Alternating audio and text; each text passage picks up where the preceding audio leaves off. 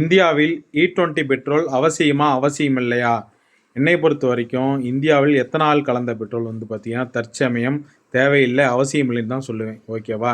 அதாவது மத்திய அரசு பார்த்தீங்கன்னா, 2020ஆம் ஆண்டு பார்த்தீங்கன்னா, BS6 இருசக்கர வாகனத்தை அறிமுகப்படுத்தினாங்க. ஓகேவா? அதன் பிறகு பார்த்தீங்கன்னா, அதிலேயே ரொம்ப ஃபால்ட் வந்துச்சு. சென்சார் கம்ப்ளைண்ட்டு ஏகப்பட்ட பயனாளர்களுக்கு பார்த்தீங்கன்னா, செலவிச்சிட்டு இருந்தது. அதன் பிறகு பார்த்தீங்கன்னா, இப்போ மத்திய அரசு அதாவது பெட்ரோல் பார்த்தீங்கன்னா 80% பெட்ரோலும் எத்தனால் 20% கலந்து பார்த்தீங்கன்னா இப்போ எல்லா பங்குலையும் அதான் சப்ளை பண்ணிட்டு இருக்காங்க. ஓகேவா? அதனால் என்ன பிரச்சனைன்னு கேட்டிங்கன்னா, அதாவது BS6 வாகனம் மட்டும்தான் அந்த எத்தனால் கலந்த பெட்ரோலில் இயங்கும். ஓகேவா?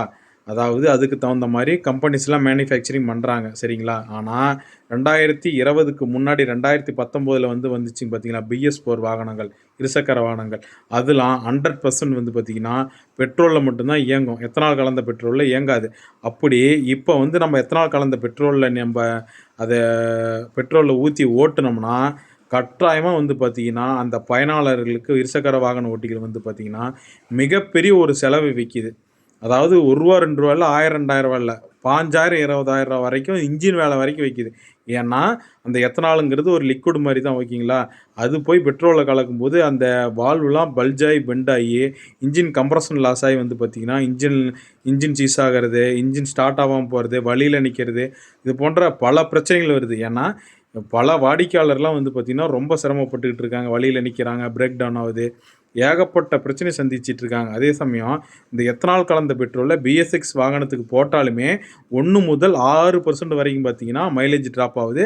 அதுவும் இல்லாத அந்த பிக்கப்பில் பார்த்தீங்கன்னா பிரச்சனை இருக்குது. வண்டியிலையும் பார்த்தீங்கன்னா கம்ப்ளைண்ட் வரதாக சொல்லிட்டு இருக்காங்க.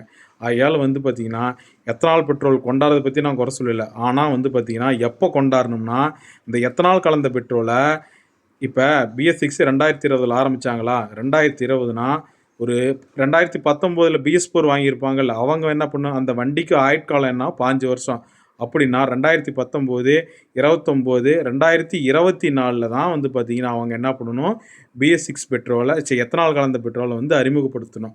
ஏன்னா இப்போ அறிமுகப்படுத்தினதுனால அவங்க ரொம்ப பாதிக்கப்படுறாங்கல்ல. அதாவது BS4 வாகன ஓட்டிகள்லாம் காசு கொடுத்து தானே வாங்கினாங்க, ரொம்ப சிரமப்படுறாங்க. மக்கள் இந்த அளவுக்கு கவர்மெண்ட் டார்ச்சர் பண்ணக்கூடாது. சரிங்களா?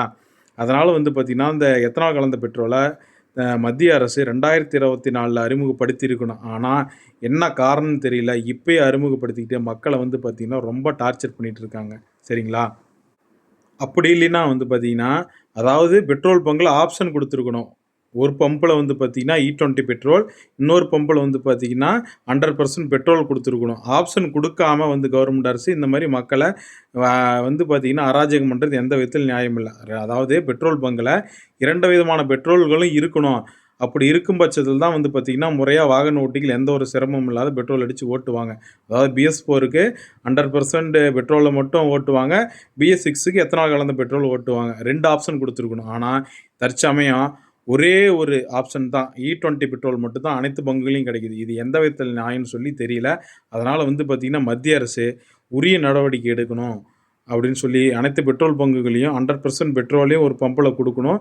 இன்னொரு பம்பில் பார்த்தீங்கன்னா E20 பெட்ரோலை வழங்கணும்னு சொல்லி இந்த வீடியோ வேலைன்னா மத்திய அரசுக்கு ரொம்ப தாழ்மையோட கோரிக்கை வைக்கிறேன். மக்கள் பாதிக்கக்கூடாது, மக்கள் ரூபா கூட நஷ்டப்படக்கூடாது உங்களால் அப்படின்னு சொல்லி இந்த வீடியோவை நான் முடிச்சுக்கிறேன். மறக்காமல் நம்ம சேனலை ஃபாலோ பண்ணாதீங்க, ஃபாலோ பண்ணுங்கள். லைக் பண்ணாதவங்க லைக் பண்ணுங்கள், ஷேர் பண்ணாதவங்க ஷேர் பண்ணுங்கள், சப்ஸ்கிரைப் பண்ணாதவங்க சப்ஸ்கிரைப் பண்ணுங்கள். நன்றி, வணக்கம்.